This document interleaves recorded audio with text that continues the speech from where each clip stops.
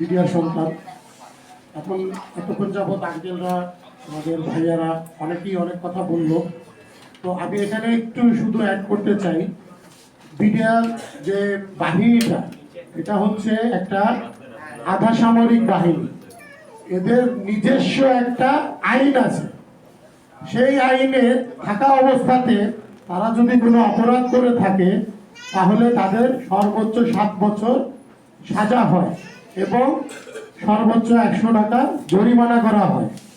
ঠিক আছে, তাহলে এই যে পিলখানা হত্যাকাণ্ডটা ঘটানো হলো এই ফ্যাসিস্ট হাসিনা সরকার, তাহলে আমার প্রশ্নটা হচ্ছে আপনাদের মাধ্যমে আমি আমার এই বর্তমান যে সরকার তাদের কাছে আমি কোশ্চেনটা করতে চাই, এই যে আইনটা থাকার পরেও কেন আবার 2টা মামলা করা হলো একটা আধা সামরিক বাহিনীর যার নিজস্ব একটা আইন আছে, এবং এই যে 2টা মামলা করা হলো প্রহসনমূলক মামলা, এই মামলা কেন এইভাবে নাটক সাজানো হলো? রিমান্ডের নামে প্রত্যেকটা বিডিআর সদস্যকে কিভাবে নির্যাতন করা হয়েছে আপনারা কল্পনা করতে পারবেন না। এই ধরনের নির্যাতনগুলো সাধারণত অন্য দেশের মানে সামরিক তথ্য উদ্ঘাটনের জন্য করা হয়। আপনাদেরকে আমি শুধু এতটুকুই বলতে চাই, মানে আমার একটু ভরাক্রান্ত হয়ে আসতেছে জিনিসগুলো বলতে, কারণ ধরেন একজন লোককে যখন উল্টো ঝুলিয়ে পেটানো হয়, নাক বেঁধে মুখের মধ্যে গরম পানি ঢালা হয়, নখ উপড়িয়ে ফেলা হয়, এটা কোন জায়গায় কোন আইনে আছে এগুলো? আবার বালতির ভিতরে ইলেকট্রিক লাইন দিয়ে সেখানে প্রস্রাব করতে বলা হচ্ছে, এটা কতটা নির্মম অত্যাচার করা যেতে পারে তাদেরকে। এবং আপনারা জানেন হয়তোবা অনেক মিডিয়াতে আসছে, অনেক জায়গায় আসছে, যে আমি একটু দেখে বলি, কারণ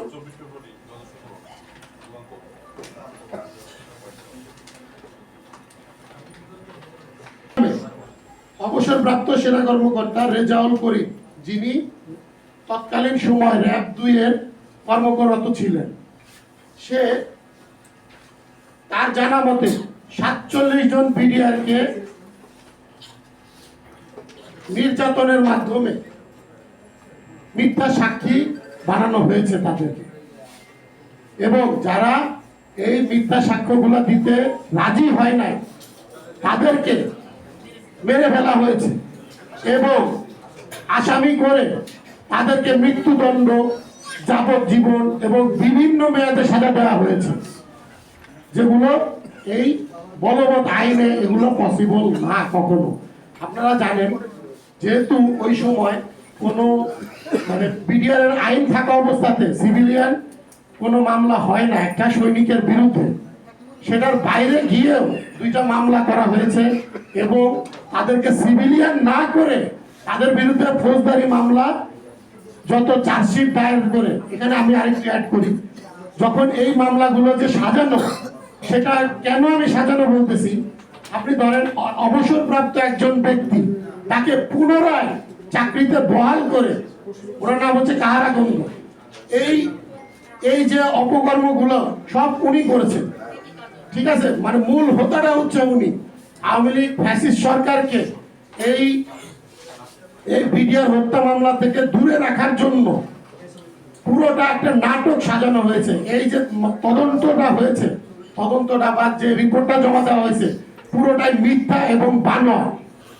তো এই যে বিষয়গুলো আপনাদেরকে শুধু একটাই কারণ আমাদেরকে ডাকা, যে আমাদের কথাগুলো আপনাদের মাধ্যমে যেন আমরা সরকারের পর্যন্ত পৌঁছাতে পারি।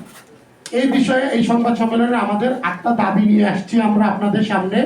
এই দাবিগুলো এখন আমি বলতেছি আপনাদেরকে, আপনারা দয়া করে আপনাদের তরফ থেকে যাতে আমাদের সরকার পর্যন্ত আমাদের মেসেজটা পৌঁছায়, সেই মানে কার্যক্রমটুকু আপনারা আমাদের ওয়েট করে দিবেন। এছাড়া আর আমাদের বলার কিছু নেই।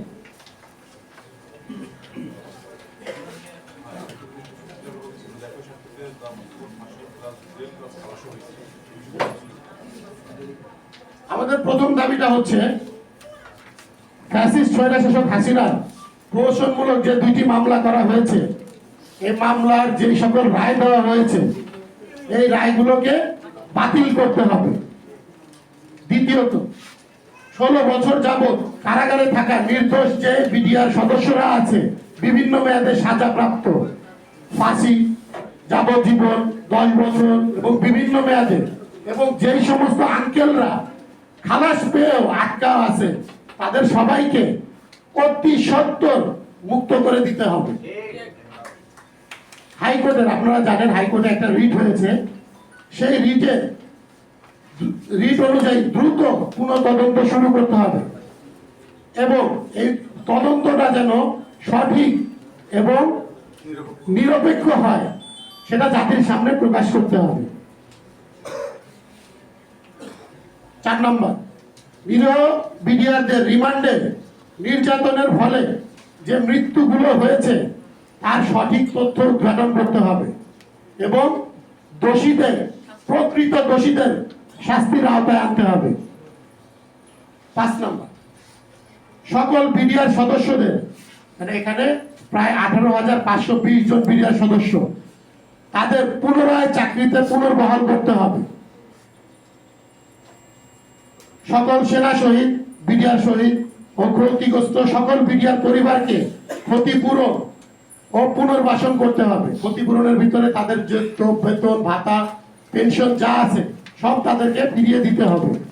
আপনারা জেনে থাকবেন যে যখন তাদেরকে 2009 সালে কারাগারে প্রেরণ করা হয়, তার আগ মুহূর্ত পর্যন্ত তারা হাফ বেতন পেয়েছে, বেসিক বেতনটা পেয়েছে, কিন্তু এটা কোনো আইনেই উল্লেখ নাই। একজন বিডিআর সৈনিককে যখনই আপনি সাজা দিবেন, তাকে টোটালি সিভিলিয়ান করে তাকে সাজা দিতে হবে এবং তার আগ মুহূর্ত পর্যন্ত তার সমস্ত বেতন ভাতা তাকে প্রদান করতে হবে, কিন্তু বিডিআরের ক্ষেত্রে তার কোনোটাই করা হয় নাই।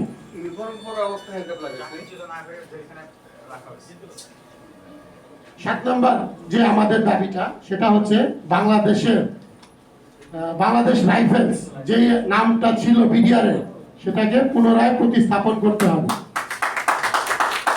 8 নম্বর দাবিটা হচ্ছে 25-26 ফেব্রুয়ারি, এই 8টা দাবি নিয়ে আমরা আপনাদের সামনে আজকে এসেছিলাম। আপনারা অনেক কষ্ট করে আমাদের ধৈর্য ধারণ করে আমাদের কথাগুলো শুনেছেন, এই জন্য আপনাদেরকে অসংখ্য অসংখ্য ধন্যবাদ। আর আপনাদের যদি কারো প্রশ্ন থাকে একটু বলতে পারেন। ওকে, ধন্যবাদ।